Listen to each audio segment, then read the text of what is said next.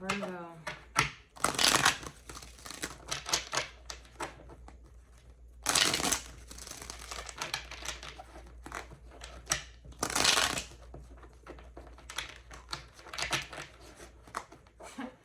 I'm hearing detox or quarantine. Especially after Leo's reading, I'm getting like a quarantine or a detox. Okay? They, listen. It was disgusting.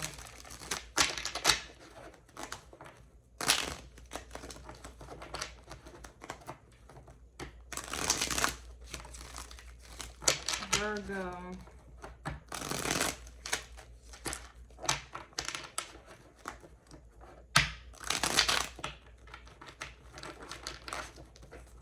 You feel a little testy. Yeah. You're a little testy here.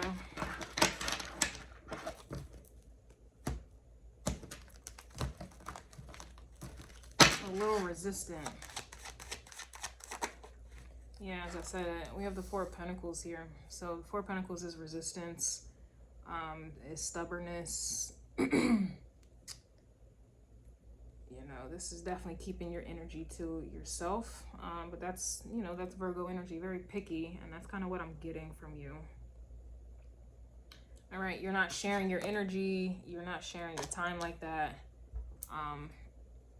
You're keeping your jewels and your goodness to yourself here. Personally, I look at that as being abstinent or celibate, depending on how serious you are about it. You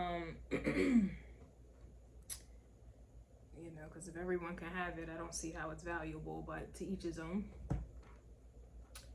To each his own here. And that's what I'm getting from you immediately. It's definitely giving that quarantine vibe, okay, where if you're if this is the same person kind of I'm getting throughout the readings, they're trying to come back with the get back, and they've been dealing with little itty bitties and trash. I don't see them getting close to you to touch you or anything like that. It's giving me like a quarantine period. You know how these little girls or these women think 30, 60, 90 days is good enough and sufficient. I can see you carrying this thing on out until marriage. I can see you carrying it out for a year plus. They're not touching, no sex, none of that. I can see it. I can see it with your energy for sure. And I'd be confident you could carry it out. All right, like, but you're keeping the apples to yourself, which to me is like your wisdom. All right, you're keeping your truth to yourself. You got little gems in the middle of the tree, so that to me reminds me of, you know, the area. All right, you're just, to me, you're staying grounded, you're staying rooted. I feel like this is properly, this is a proper description of your energy naturally. I feel like you are in your natural element here. Very picky. Okay. Very picky. We have the King of Swords coming out yet again, and here's the Six of Pentacles here. Yeah, that King of Swords was coming out on Cancer's reading. Interesting. And it was coming out reverse. So now that I think about it and I look back, that King of Swords, I was thinking that King of Swords was somebody who was being rendered powerless and being forced to, you know, where they don't know it all, like when it comes to you or whatever the case is, only to come find out now as I think back on it. If you saw the Cancer reading, this is someone who had poor judgment. Like they were not thinking at all. They were not being smart. To somebody who was being reckless, this is somebody who they were playing games, but it sounded, and now thinking back, it's like those games were actually playing them. You know, this is someone who, you know, is very smart, but they were not thinking, they weren't being smart then. All right. Especially if you saw a Cancer and Leo reading, it just got worse in Leo's reading. So no wonder you're just like, yeah. We have the Death card coming out, Scorpio energy.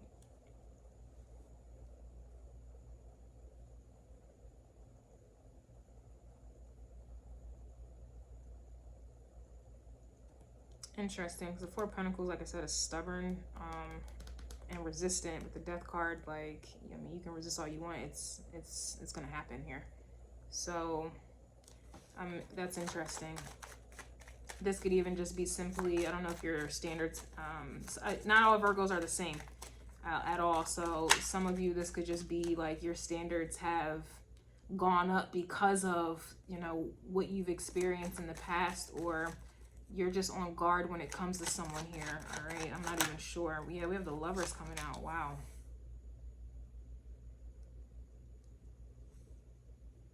I think Gemini had the Lovers, and I think Taurus had the Lovers.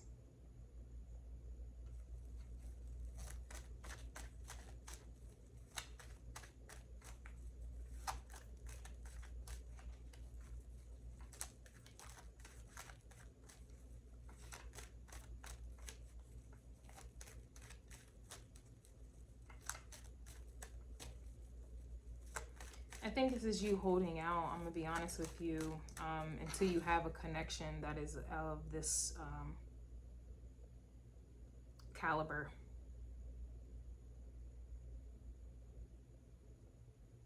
It's giving Scorpio and Gemini.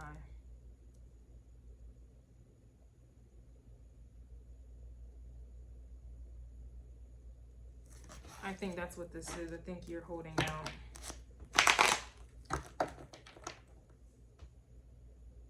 So that you can truly merge with the right one.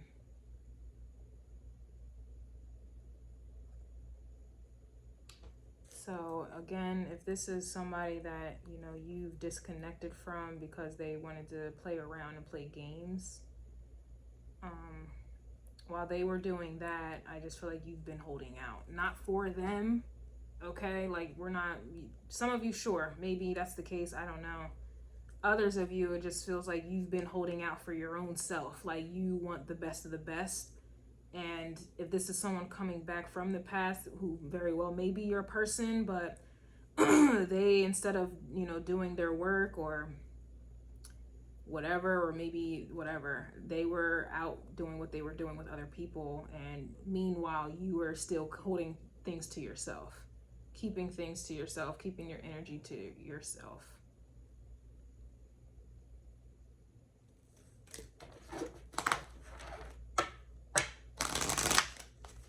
This is just in general here. You just been keeping yourself, you know, yourself to yourself. So I do feel like you are going to attract the best of the best. Like, that's just how I'm seeing it. We have the Eight of Swords coming out reverse. So whatever change and transformation that you have undergone throughout this whole time, however long you've been single, or even if you were in a relationship and things were going down, how they've been going down. Okay, refer back to Cancer and Leo's reading. I just kind of feel like you you somehow have released yourself, at least mentally. Yeah, we have the Unknown card. Wow.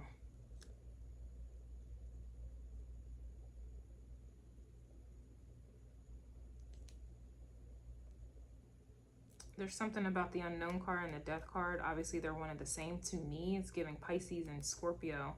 But there was something here that you were not seeing before, or you weren't willing to see it before. And I think that that's more so in alignment with you.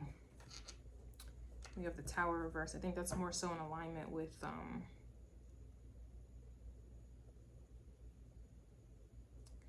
I don't know.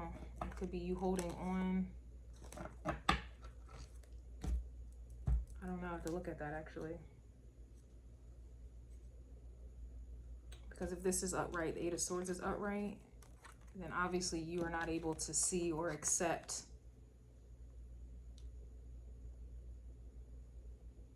another perspective, or like the card says, the unknown.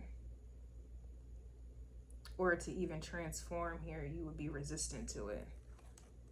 But I think that with this reverse, it's like allowing you to do something. I would have to look at the Four of Pentacles and the Eight of Swords to get a better understanding.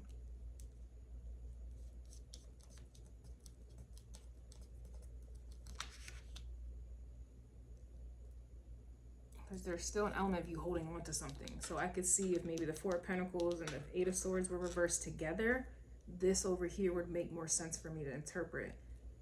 But there's something about this over here that's making it difficult for me to understand that.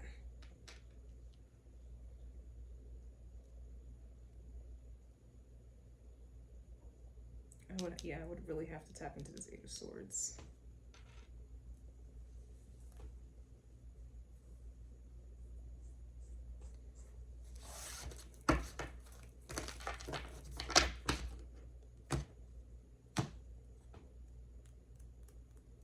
This is obviously spiritual love. Like I said, it's a higher caliber here, okay? But what is this Eight of Swords? Because you're still holding on to something, but yet the Eight of Swords is letting me know that you're not.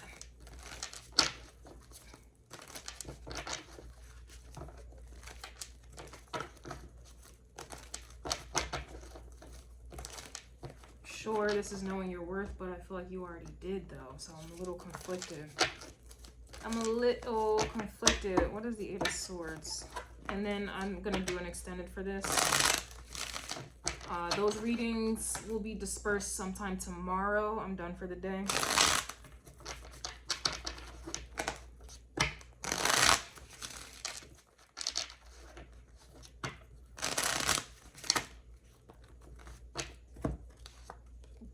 Okay. Devil, King of Wands, Queen of Cups reverse. Oh, wow. So you're no longer mentally bound or tied to this Leo energy. Here's the King of Wands. Low vibrational people, I'll just say. The King of Wands is representing low vibrational people. The Devil card clarifies that further.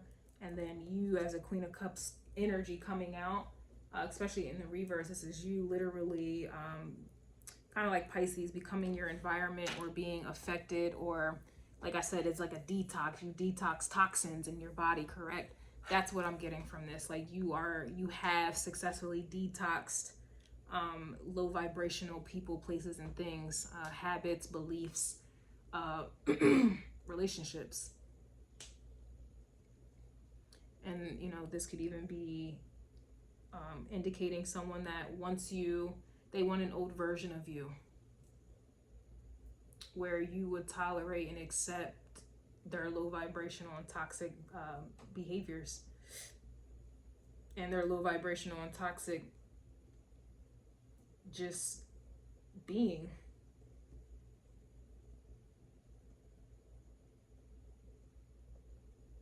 And like I said, it's like this I needed this to make sense for me to understand this. So I think it's safe to say we can detach this, because after death, you're no longer attached to what was. There's no attachment to that. You've been freed from it. So this, now it's making sense now that I detach it, that, you know, that death card solidified it. You're a completely different person here, as you should be.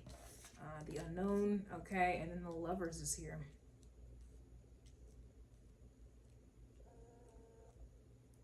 I guess it goes back to Aries reading, maybe, or Taurus, I can't remember anymore. But I was definitely getting that somebody has changed, something or someone has changed, and I think that's you.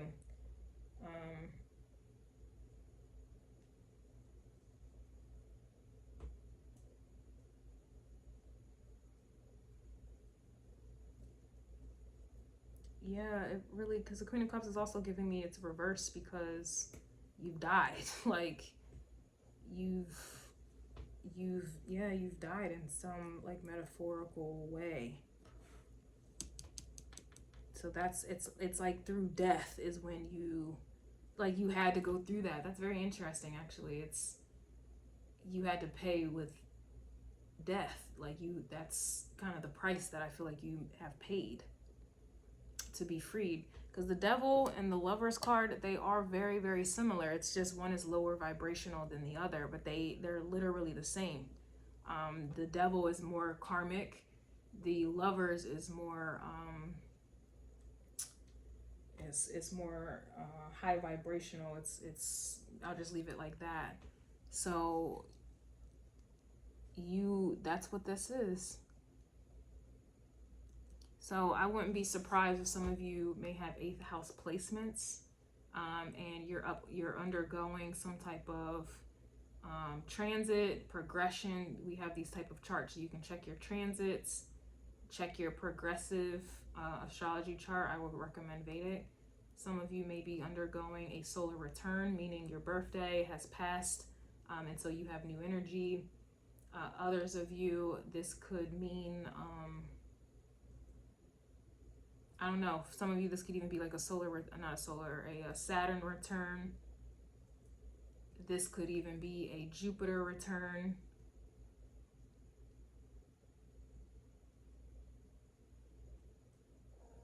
That is going on here, which is freeing you from this. It really feels that way, and it's heavy 8th house placements that you have. It's okay. So what does that mean? Okay, what does it look like? So I would probably look at a progressive chart. This is like you having 8th house placements natally. And then if you look at your progressive astrology chart, your placements are now in the 9th house, for example, or in a different house other than the 8th. That lets you know that you have paid through death. You have paid your karmic debt. You have paid this energy. In a solar return chart, the same follows. Like, let's say you checked your solar return from last year when you know your birthday passed, you had an energy, a chart, and it changes every single year. So last year, let's say you had 8th house, you were dealing with a lot of 8th house energy the whole year. Then this year, your birthday passes, you check your solar return chart again, and all of those 8th house placements have transitioned into the 9th house or the 10th house or whatever house, just not the 8th.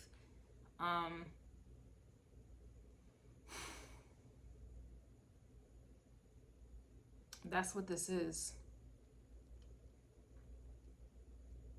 It's a lighter energy. It's light. So it goes from heavy and being weighed down to something that is very light and obviously unknown to you. You've never dealt with this energy before.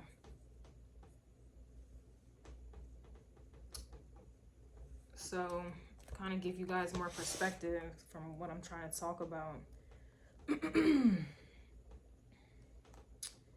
Natally, I have my Sun, Mercury, Sedina, Vertex, and some other planets you've never heard of, or asteroids rather, you've never heard of, so I'm not going to mention it. I had them all in the 8th house.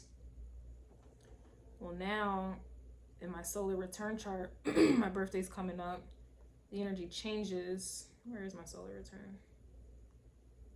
The hell? I'm going to put that in. Well, now, all of those 8th house placements that I mentioned, they're now in the 9th house. Even my progressive chart, it has progressed into 9th or 10th house placements. Like I don't have as many, if any, 8th house placements anymore.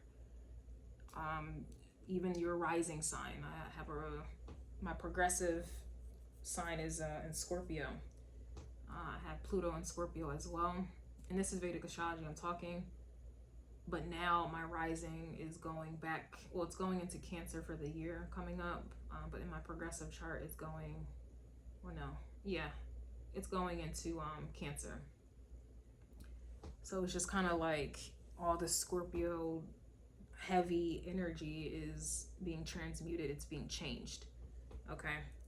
That's the best way I can kind of give you an example in this, but that's kind of what I'm getting. There's some type of change here.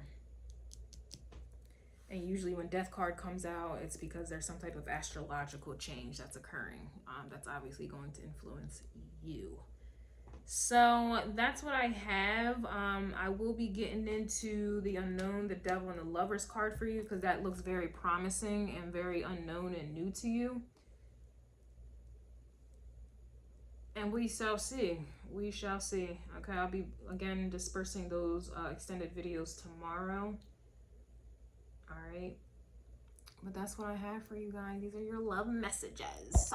Oh, yeah. And I forgot to mention, if you're dealing with someone, right? This is someone completely new you're dealing with, dating, talking to, in a relationship with. You can also check your composite chart with each other.